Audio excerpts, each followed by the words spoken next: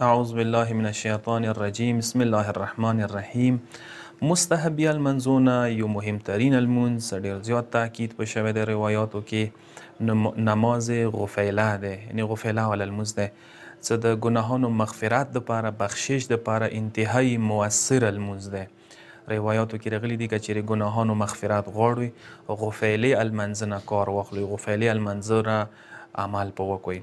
مستحبی المنځونه دی مغرب و عشاء المنځه منځه کیږي، ماښام ماسخوتن المنځه منځه د کوم روزانه نفلي المنځونه دی هغه کې شمار نه دی. دا اصل کې نامه غفیله دی غفلت نه وتلی دی. دا عربی ګریمر کې تصغیر والا اسم دی، معنی دی چوټي غفلت، یعنی وړوکی غفلت. پیغمبر نه یو حدیث دی چې پیغمبر یې مغرب و عشاء المنځه ماښام ماسخوتن المنځه منځه کومه فاصله سره څي که نه دي کې انسان خدای غفلت نه چونکې خدای یاد نه غافل کیږي. ځکه دغه ټایم کې دا لمونځ کله وشي نو دې ته ویلی شي نماز غفیله نه ما په ایښې شوي دی، یعنی غفلت ټایم والا لمونځ کله ته غافل یې نو خدای ته یو لمونځ وکړې پکار دی.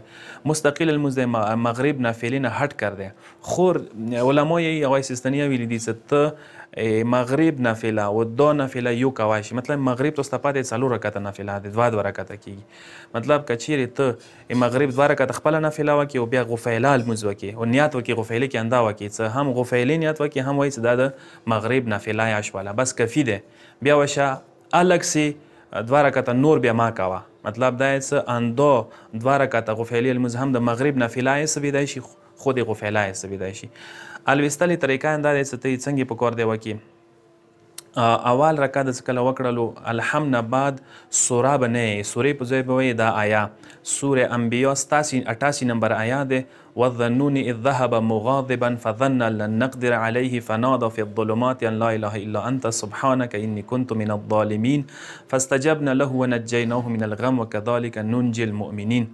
ذکر یونسیان وته یونس پیغمبر څه کله د سمندر کې د میشه خېټې کې و څه کله خدای ته فریاد وکړو د ذکر یونسیا ډیر تاکید په شوی د علماو رفو ډیر تاکید په کوي چې د ذکر دعاونو بخش قبلولي دپاره ګناهونو مغفرت دپاره ډیر مؤثر دی.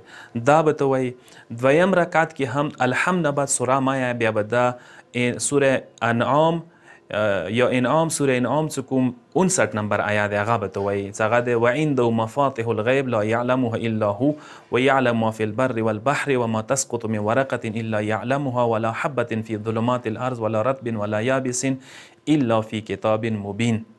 دا یا پکار دی ولویلی. بیا څه کله دویم رکعت کې قنوت یې قنوت کې بیا دا دعا وایي اللهم انی اسألک بمفاتح الغیب التي لا يعلمها الا انت ان تصلي على محمد وآل محمد وان تفعل بي كذا وكذا. اخیری کې بیا ته حاجتونه وغواړه پروردګار پاک. کله لمونځ مکمل شو سلام د وڅر خولو بیا انسان حاجتونه وغواړي. حاجتونه څه کله وخت غنه بعد وایي اللهم انت ولي نعمتي والقادر على طلبتي تعلم حاجتي فاسألك بحق محمد وآل محمد لما قضيتها بی.